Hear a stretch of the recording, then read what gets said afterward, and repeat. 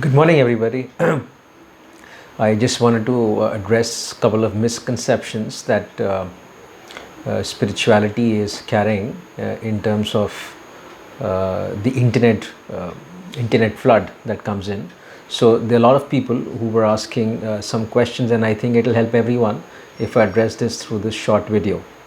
Now, now, spiritual life does not mean that you become you become completely silent in terms of your karmic acts to whatever role that you're playing in life.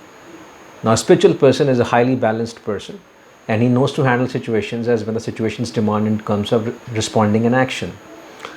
He is not engaged in an emotional turmoil. So in my case, if I have to give a pink slip to somebody for low performance, that's my job. I have to do it. So being spiritual does not mean that you don't do that. Certainly you do it in a justified manner. So what I'm trying to say is you can take a critical or a hard decision if it's the need of the hour. And on the contrary, if you're spiritual, you take it without being emotional or the balanced state of emotions and with justified action. That's one. Second is the fullness of life. For a spiritual man or a woman, the fullness of life is in the present moment. If you are looking and waiting for a goal to get manifested and then you think you're going to be filled with life in terms of fullness, then you are just the opposite of spiritual life. In this very moment is fullness of life. If you cannot have it right now, even if when that goal gets manifested, you will not have it, because the dimension of spirituality is completely inactive in you. You don't need something or a person, situation, job, money, place to get you the fullness. You may have a preference, that's okay. As I said last time, we all have preferences. I have preferences to be with someone, no, not to be with someone. That's okay. But fullness of life is a completely different tangent.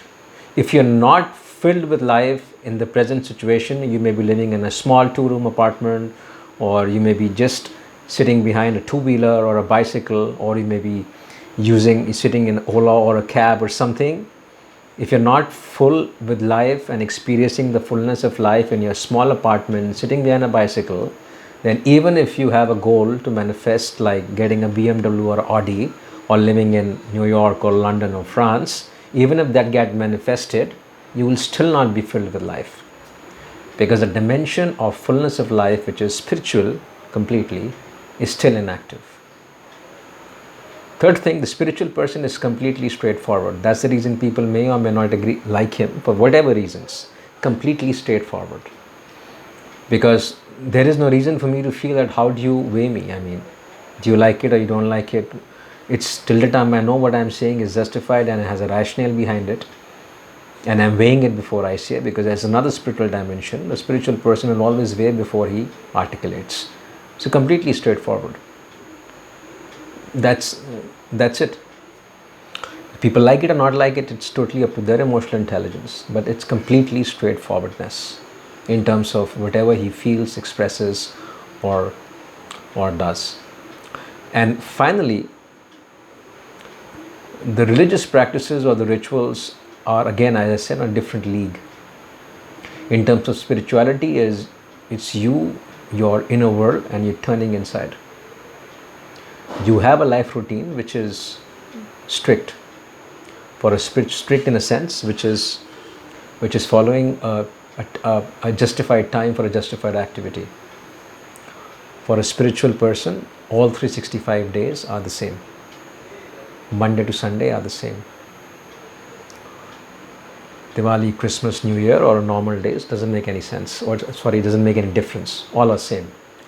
We may be there to support as a presence because the people around you who have some societal preferences, but in terms of the degree of importance and wholeness of life, all 365 days are the same. What I'm trying to say is the worldly events, situations does not impact the degree of well-being, the way we feel after the dimension is evoked. Every second is complete. And to conclude, for a spiritual person,